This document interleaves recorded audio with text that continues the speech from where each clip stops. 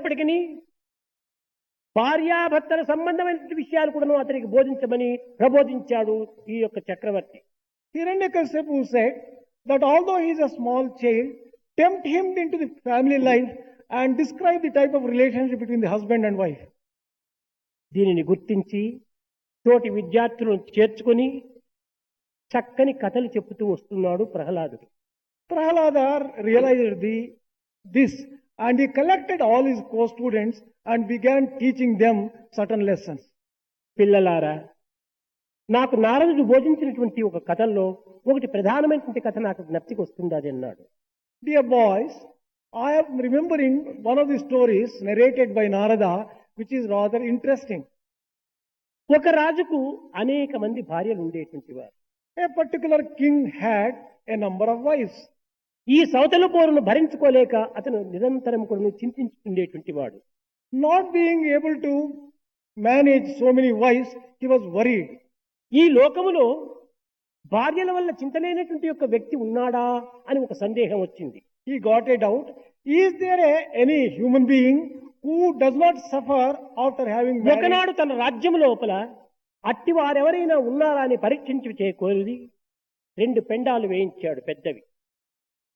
This king put up 2 pendals in order to find out whether there is any human being who is not worried after being married ప్రతి to a wife. వ్యక్తి కూడాను దీన్ని వర్ణించి చెప్పడం అసాధ్యమని గుర్తించుకొని ఒక పెండాల పైన భార్యకు లోబడిన వారెవరో ఇక్కడ కూర్చోవాలి.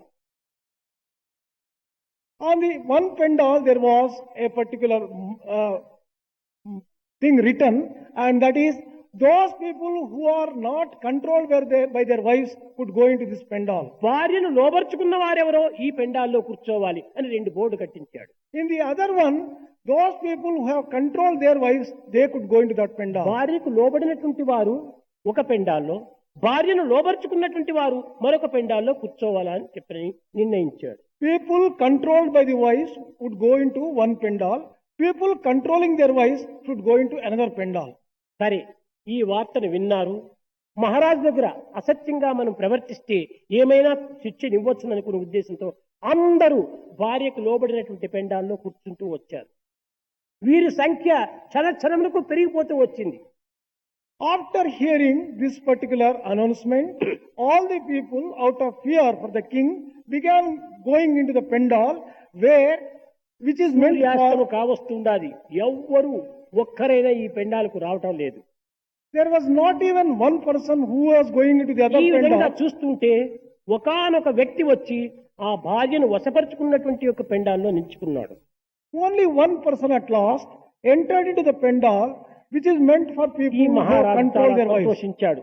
ఒక్కడైనా ఉంటున్నాడు నా రాజ్యంలో అనుకోని. This king was overjoyed that there is at least one person who has controlled his wife. అతని దగ్గరికి వెళ్ళి చాలా గౌరవంగా, అయ్యా, మీరు భార్యకు వశమైనటువంటి వారా, భార్యను వశం చేసుకున్నటువంటి వారా, సత్యము పలకమని చెప్పాడు. He went to that particular gentleman and respectfully he spoke to him. Well, sir, let me know whether you have controlled the wife or you are being controlled by the wife. Let me know the truth. Please tell me మహారాజా, నేను అసత్యం ఎప్పుడూ చెప్పను, నేను సత్యమే పలుకుతున్నాను, నేను భార్యకు లోబడినటువంటి వాడ నేను అన్నాడు. O king, I will never tell any untruth. I always speak truth only. మరి ఎందుకు ఈ పెండాల్లో వచ్చావు? ఆ పెండాల్లో పోయి నిల్చుకోమన్నాడు. I have always obeyed my wife, he said. Then why have you come into this pendal నీవు here? ఏమి ఆజ్ఞ ఇచ్చినా నేను ఇక్కడ నుంచి కదలను అన్నాడు. Even if you command me to go from this pendal to the other, I cannot go to the other pendal. ఇంత మూర్ఖంగా ప్రవర్తిస్తున్నావని మహారాజు కొంచెం కోపంగా మాట్లాడాడు. King became angry and asked, why are you behaving yourself in such a stupid అప్పుడు fashion? ఆ వ్యక్తి చెప్పాడట, నేను ఇంటి నుండి బయలుదేరి వచ్చే సమయంలో నా భార్య ఒక ఆజ్ఞను చెప్పింది. అందరూ ఉండినటువంటి పెండాల్లో నీవు ఉండకూడదు, ఎవరూ లేని పెండాల్లో నీవు పోయి నిల్చుకోమని చెప్పింది. అందువల్ల నీ ఆజ్ఞనైనా నేను ధిక్కరించి నా ప్రాణమునైనా ఇస్తాను, కానీ నా భార్య ఆజ్ఞను నేను ధిక్కరించలేను అన్నాడు.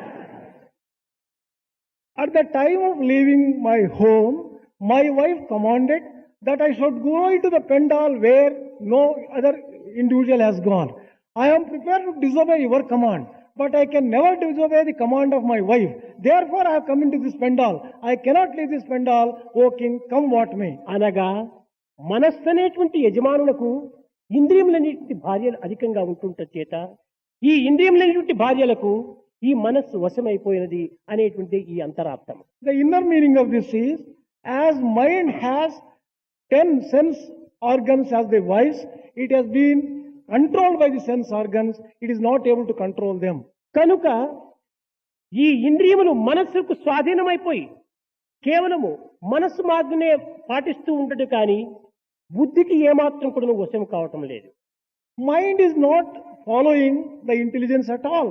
It is swayed by the sense organs. దేహం కంటే అతి సూక్ష్మమైనటువంటిది ఇంద్రియములు. Sense organs are subtler than the ఇంద్రియముల physical కంటే body. అతి సూక్ష్మమైనటువంటిది శరీరము అనగా మనస్సు. Mind is subtler than the senses. మనస్సు కంటే అతి సూక్ష్మమైనటువంటిది బుద్ధి. Intelligence is subtler than the బుద్ధి mind. కంటే అతి సూక్ష్మమైనటువంటిది ఆత్మ. Atma is subtler than the intelligence. సర్వము కూడాను ఆత్మవశం కావాల్సిన తప్పదు. Everything has to be under the control of Atma. కనుక మానవత్వములో ఇంద్రియములు అనేటువంటివి మహాబలవంతమైనటువంటివి. Sense organs at the same time are very powerful with reference to human beings. ఈ ఇంద్రియములను మొట్టమొదట మనం అరికట్టినప్పుడే జీవితం ఆదర్శవంతమైన జీవితంగా రూపొందుతుంది. We can transform our life into an ideal life only when we exercise control over sense organs.